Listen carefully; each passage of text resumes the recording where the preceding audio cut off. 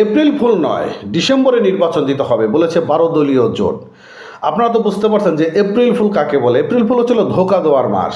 এখন 12 দলীয় জোট থেকে বলা হচ্ছে যে এপ্রিলে নির্বাচন দেওয়া যাবে না, কারণ এপ্রিলে আমাদেরকে ধোঁকা দেওয়া হবে। তাহলে নির্বাচন কবে দিতে হবে? নির্বাচন দিতে হবে ডিসেম্বর মাসে। এখন এপ্রিলের বিষয়গুলো তুলে ধরা হয়েছে। তারা বলেছে যে এপ্রিলে ঝড় বৃষ্টি বাদলের দিন, তাছাড়াও প্রচণ্ড খরার একটি সম্ভাবনা থাকে। অতএব এপ্রিলে কোনো মতে নির্বাচন দেওয়া সম্ভব নয়। এতে করে ভোটারের সংখ্যা বা ভোটারের যে উপস্থিতি, সেই ভোটারের উপস্থিতি কম থাকতে পারে। অতএব ডিসেম্বরের মধ্যে নির্বাচন দিয়ে দিতে হবে। শীতকাল থাকবে, মানুষ আরামায়েসে গিয়ে ভোট দিয়ে জয়যুক্ত করবে যে যাকে পছন্দ করে।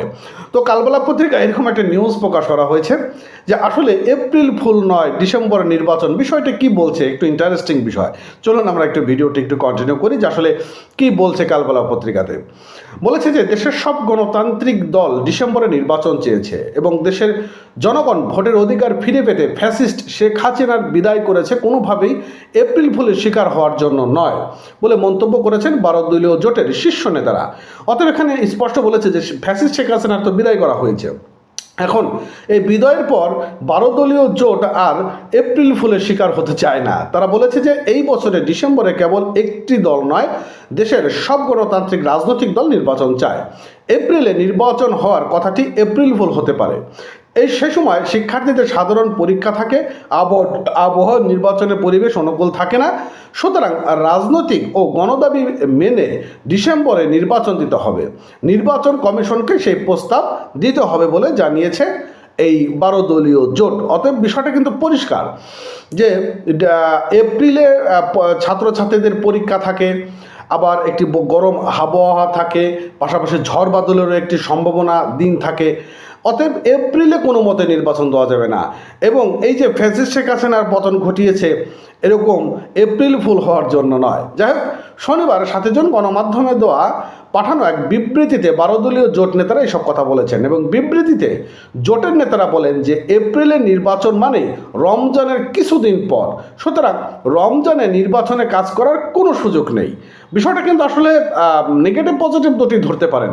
যে এপ্রিলে যদি নির্বাচন হয় তখন তো একটা ফুল আপনার রমজান মাস, এবং এই রমজান মাস পরেই তো নির্বাচন। এখন রমজান মাসে তো আর নির্বাচনের যে মানে চাহিদা থাকে, অর্থাৎ ভোটারের কাছে গিয়ে গিয়ে ভোট চাওয়া, সেটা আসলে সুযোগ থাকে না।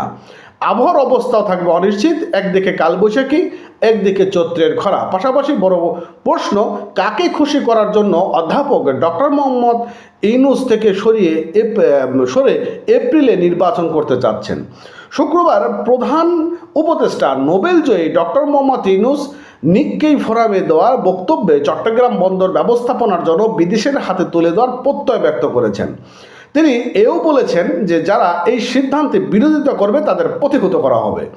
মানে 12 দলীয় জোট থেকে তাদের এই কথাটি স্পষ্ট থেকে আমরা বুঝতে পারছি যে এই যে চট্টগ্রাম বন্দর, সে চট্টগ্রাম বন্দর বিদেশের হাতে তুলে দেওয়ার জন্যই এত তালবাহানা চলছে এবং নির্বাচনের এত দীর্ঘ স্থায়ী করার জন্য তালবাহানা চলছে। এতে বক্তব্য কিন্তু আমরা বিষয়টা স্পষ্ট বুঝতে পারছি।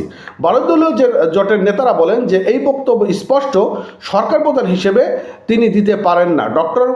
ডক্টর ইউনূস প্রধান হিসেবে নিজেকে যোগ্যতার প্রশ্নবিদ্ধ করে ফেলেছে। দেশের বন্দর ব্যবস্থাপনার প্রথম দাবিদার দেশের মানুষ সিদ্ধান্ত নেবে কাদের দিয়ে ব্যবস্থাপনা করা হবে।